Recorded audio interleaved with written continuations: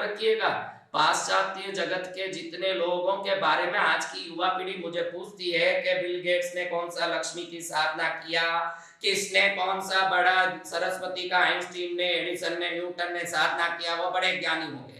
वैसे ज्ञानी तो कल ही मैंने प्रवचन में बताया कि शून्य का आविष्कार हमने किया है महाराज। भृगु संहिता पढ़ो, जितने सारे चीजें मिलेगी आपको। आप रावण संहिता पढ़ो, पुष्प विमान बनाने तक के विधि विधान कई पुस्तकों में मिलता, आप उसको पढ़ो। आप पढ़ोगे तो देखोगे कि फ्लाइट उड़ने के तरीके से लेके चक उसके पहिए बनाने के तरीके तक आपको भारत के ग्रंथों में आपको बता देता हूं। पशु पक्षियों के जैसे हम लकड़ियों के यंत्र बना के उसमें उड़ाते थे। आज भी ऐसे पुस्तक बता दूं, मेरे पास पूरा पुस्तक का भंडार है, खजाना। आपको किसी को देखना होता आप तमिलनाडु कृष्णगिरी पहुंच जाएं, आप देख सकते हैं कि लकड़ियों में बनी हुई पक्षियों के यंत्र को उड़ाने का विधि और उसका पूरा जानकारी पुराने हमारे ये ताड़पत्रियों में मिलते हैं। कई सारे चीजें मिलती है जिसको हमने भी किया। पैसे वाले हमारे में कोई कमी नहीं थे, बड़े बड़े ऐसे पैसे वाले हुए। आप कोई बुद्ध ग्रंथ उठा के पढ़ोगे तो बुद्ध भगवान जहां गए थे उस जमीन को कोई खरीदने गया था तो उस जमीन पर जितना जमीन है उतना सोना बिचावे तो ही मैं वो जमीन दूंगा, ऐसा उस जमीन के मालिक ने बोला। तो हमारे उस खरीदार व्यक्ति ने पूरे जमीन पर सोने का सिक्का बिछाया और जितना जमीन था उतना सोने का सिक्का बिछा के उस सिक्के को प्राप्त करने के बाद ही जमीन के मालिक ने इसको वो जमीन दिया, क्योंकि बुद्ध के चरण स्पर्श से वो जमीन पवित्र हुआ था। तो उस जमीन को लेने के लिए किसी ने सोने की सिक्का बिछा दी, जो कोसों बड़ी जमीन थी, जिसको सोने के सिक्का बिछा के खरीदने वाले लोग भारत में हैं थे। और आज भी बड़े बड़े अंबानी यहाँ भारत में बैठे हैं, तो आप किसका नाम लेते बैठे हो भाई? ऐसे जो पैसे वाले, ऐसे लोग तो बहुत हैं। और आपको मैं कोई कहानी कथा नहीं बता रहा हूं, मैं अमेरिका घुमा हुआ हूं, यूके घुमा हुआ हूं, वहां भी ड्राइवरों को देखा है मैंने, ग्लास पहुंचने वालों को देखा है मैंने, वहां भी छोटे स्तर में काम करने वाले कई मजदूरों को मैंने देखा है जो यहाँ की जैसे ही दुखमय जीवन वहां भी जीते हैं लोग। आप ध्यान रखना, पैसे वाले हर जगह होते हैं, ज्ञानी हर जगह होते हैं, लेकिन सिर्फ भारत में ऐसा विधान है जहां जो पैसे वाले नहीं है, ज्ञानी नहीं है, उनको भी समृद्ध और ज्ञान पाने के लिए हमने मंदिर और मूर्तियां बना के रोज उन प्रतिमाओं के द्वारा ज्ञान के चिन्हों को, समृद्धि के चिन्हों को हमारे अंदर डालने की कोशिश कराई। और जो रोज जो मंदिर जाके समृद्धि के घड़े को, ज्ञान के पुस्तक और मालाओं को देखने वाला धीरे धीरे अवचेतन मन में उसको अंदर लेके वो बड़ा आदमी बन गया। पाश्चात्य देशों में ऐसी कोई विजुअलाइजेशन की व्यवस्था नहीं है। वो जो नहीं है उसको विजुअलाइज करवाना सिखाते हैं कि भाई तेरे को मर्सिडीज कार चाहिए क्या, तो ऐसे सोच के मर्सिडीज कार है, लाल कलर का है और उसमें सीट इस रंग के हैं, उसमें ये स्टीरियो लगी हुई है, उसमें से ये गाना चल रहा है और उसका ऐसा रूप रंग है, ऐसे विजुअलाइज कर। हमारे भारतीय परंपरा ने ऐसे नहीं होने वाली वस्तुओं को विजुअलाइज करने नहीं सिखाया, वस्तुओं को सामने रख के उसको देखना सिखाया। मूर्ति पूजा का कोई रहस्य समझ लेगा कि हमको जो चाहिए हम उसी मंदिर में जाते हैं। आप देखेंगे कि जिसको जो चीज की कमी है उसको पूरी करने वाली देवताओं के पास वो पहुंचता है। जिसको डर लगता है वो भैरू जी के पास और दुर्गा के पास पहुंचता है, जिसको ज्ञान चाहिए वो सरस्वती के पास पहुंचता है, जिसको समृद्धि चाहिए वो लक्ष्मी के पास पहुंचता है, जिसको पूर्णता चाहिए, मोक्ष चाहिए, वो राम, शिव, शंकर, जहां पहुंचना, महावीर, गुरु नानक, बुद्ध के पास पहुंचता है। वो वहीं पहुंचता है जहां उसको वो सामग्री चाहिए, वो उस जगह पहुंचता है जिस जगह वो चीज पहले किसी ने उपलब्ध की थी और आज उपलब्ध कराएंगे, ऐसे विश्वास हम में है। और वो वही चीजों हाथ में लेके बैठे हैं जिन चीजों के लिए हम तरसते हैं और कामना करते हैं। और वही चीज हम जब भी रोग आता है धन्वंतरी को याद करते हैं, वो अमृत कलश हाथ में लिए बैठे हैं। और जब भी हम अमृत कलश को देखते हैं हमारे मन में विश्वास आता है कि ये अमृत कलश अमर करता है तो मुझे भी आरोग्य देगा, अमर करेगा, क्योंकि धन्वंतरी देव के हाथ में संजीवनी पुट्टी भी है, अमृत कलश भी है। संजीवनी सर्व रोगों का निवारणी है और अमृत कलश सभी चीजों से मुक्त करके, सभी रोगों से मुक्त करके, सभी दुखों से मुक्त करके, सभी व्याधियों से मुक्त करके व्यक्ति को अमर बना सकता है। तो व्यक्ति जब दुख आता है तो धन्वंतरी मंदिर में पहुंचता है और धन्वंतरी देव को नमस्कार करके उनको जब देखता है तो उसको विजुअलाइज करता है कि कोई देव हाथ में अमरता का कलश और व्याधि निवारण की बूढ़ी जड़ी बूटी लेके बैठे हैं, तो वो देवता से मेरा कल्याण होगा। आप ध्यान रखिएगा, जिन लोगों को लगता है कि मुझे विजुअलाइज करने के लिए अंदर में घुसना पड़ेगा, जो भी चीज अंदर घुसती है वो अगर बाहर में होगी तो ये अंदर घुसेगी, जो नहीं है वो कभी नहीं घुस सकती। इसीलिए कल मैंने कहा कि जिन धर्मों ने मूर्ति पूजा का विरोध किया है, उनके पास विजुअलाइज करने के लिए सामने सैंपल चीज नहीं है, कोई एग्जाम्पल नहीं है, तो वो बिना एग्जाम्पल के जब जबरदस्ती किसी न किसी को विजुअलाइज करने लगते हैं। अगर कोई कहे कि भगवान सब जगह व्याप्त है इसलिए उनका कोई रूप नहीं है, तो तेरा बाप का रूप है, तेरी माँ का रूप है, तेरे भाई का रूप है, तो उस रूप को पकड़ के तू समझता है कि ये मेरा बाप है, भले वो आज मेक्सिको में हो, तेरा बाप फ्लाइट पकड़ के अमेरिका में गया हो, आज तेरे सामने नहीं हो, लेकिन जब तू कहता है कि ये मेरा बाप है, इसको मुझे देखना है, तो उस बाप का एक रूप देता है। तो ईश्वर जो सर्वत्र व्याप्त है, जो अनंत है, अरूप है,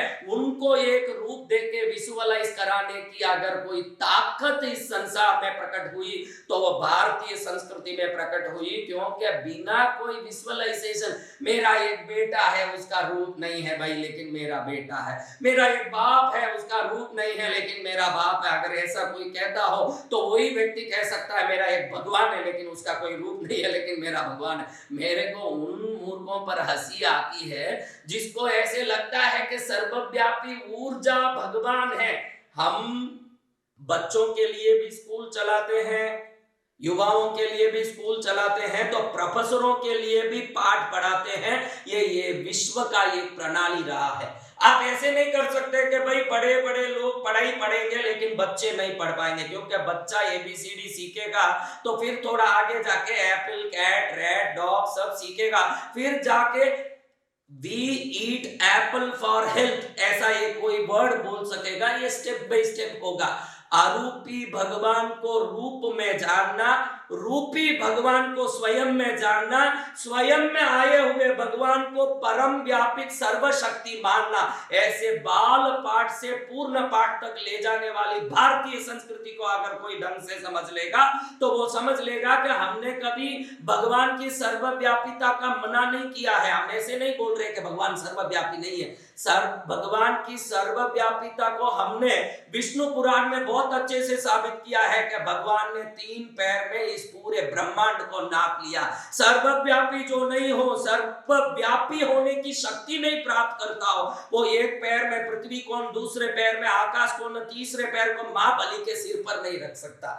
मेरे भगवान सर्वव्यापी तो हैं, लेकिन जब तक मैं बच्चा हूं, इस संसार में सफलता पाना चाहता हूं, जब तक मुझे सफलता पाने की ललक है और वो सफलता को पाने के लिए मुझे विजुअलाइज करना बहुत जरूरी है कि मुझे अवचेतन मन में जब तक समृद्धि नहीं घुसाया जाएगा, जब तक मेरे जीवन में समृद्धि नहीं आएगी, मेरे अवचेतन मन में जब तक ज्ञान नहीं घुसेगा, मेरे अंदर ज्ञान नहीं आएगी। अगर ऐसी बात है तो वो समृद्धि को, वो ज्ञान को, वो वीर्य शौर्य को, वो आरोग्य को, वो मोक्ष को, तक को हमारे अंदर लाने के लिए हमने मूर्तियां बनाई और उन मूर्तियों को बड़े बड़े मंदिरों में स्थापित किया।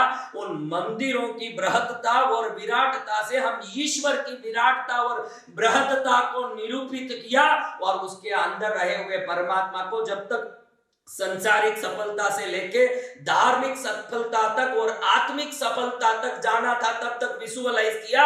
जब हम वर्णाश्रमों के अंतिम छोर पर पहुंच करके वानप्रस्थ में पहुंचे, तब हम पूर्ण रूप से उस ईश्वर को सर्वव्यापी माना, जहां सब कुछ छोड़ दिया। जो बच्चा कहेगा कि अब मैं छोटा तो हूं, 3 महीने का तो हूं, लेकिन दाल बाटी खाऊंगा, तो 3 महीने के बच्चे के लिए दाल बाटी बेहजमी करेगी, और जब बड़ा होगा तो बिन मांगे ही माँ उसको दाल बाटी खिलाएगी।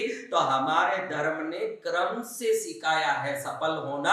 वो सफलता पहले व्यवहारिक सफलता, व्यापारिक सफलता और जीवन सफलता बनके अंत में आत्म सफलता तक पहुंच जाए। इस प्रकार का जो भारतीय धर्म का क्रम है, इस क्रम को नहीं जाने हुए सीधा जो जंप मारते हैं कि भगवान का कोई रूप नहीं है, भगवान सर्वव्यापी है।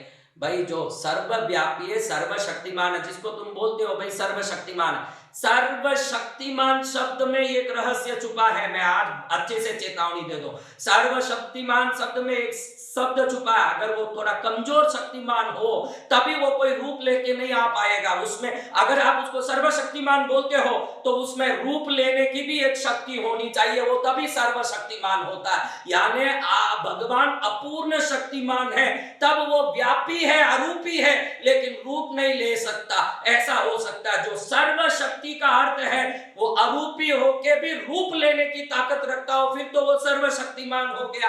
और जो सर्वशक्तिमान नहीं हो वो आदमी फिर तो बेचारा खाली हवा में रहेगा, धुआं में रहेगा, लेकिन दिखेगा नहीं, क्योंकि बेचारे में शक्ति नहीं है। और जो लोग कहते हैं कि हमारे भगवान सर्वशक्तिमान भी है लेकिन रूप नहीं ले सकते, थोड़ा अच्छे से विचार करना चाहिए कि अगर कोई सर्वशक्तिमान है तो उसमें एक शक्ति है जो अरूपी को रूपी बन लेना है, और वो रूपी बनने की ताकत जिसमें नहीं है वो सर्वशक्तिमान नहीं है। जो लोग मूर्ति पूजा को नहीं मानते हैं और मूर्ति पूजा के तत्व को नहीं मानते हैं, उनको कहना चाहिए हमारे भगवान अधूरे शक्तिमान है महाराज, क्योंकि वो रूप नहीं ले सकते।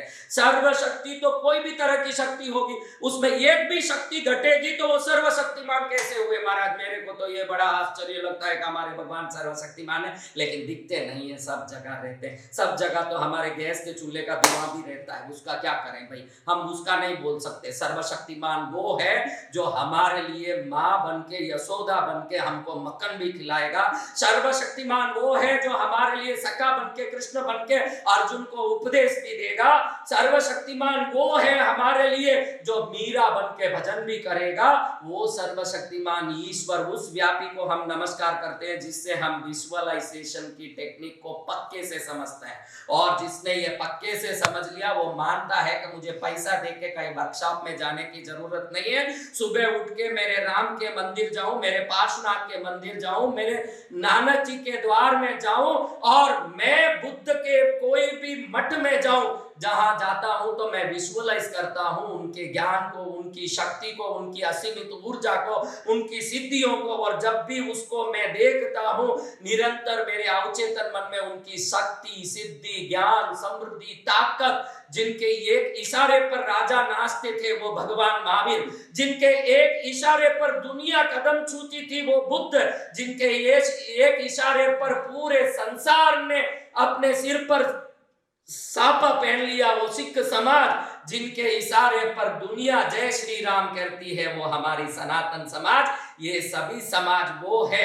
जहां जाकर के हम अपने जीवन की सभी सफलताओं को अवचेतन में धारण करते हैं। उसके लिए no workshop, no money spending, only enjoying every success with our blind following. मैं वापस कहता हूं कि आप विश्वास से इस धर्म का अगर अनुसरण कर लोगे, ये धर्म नहीं है, वो पुष्प विमान है जो रावण को लंका तक उड़ाती थी, आपको आकाश की अंतिम चौड़ाई तक उड़ा देगी और आप सफलता की उस ऊंचाइयों तक पहुंच जाओगे। इस विश्वास नाम के पुष्प विमान पर बैठ के आप कल्पना तक नहीं करोगे। आप सोचोगे कि मैं अंबानी बनूं, क्या अदानी बनूं, क्या? आपको बता दूं कि करोड़ अंबानी बनाने की ताकत विश्वास में है, और वो विश्वास को बिना मेहनत अगर पाना है, उस सफलता को बिना मेहनत अगर पाना है, तो वो शक्ति भारतीय समाज संस्कृति में है, भारतीय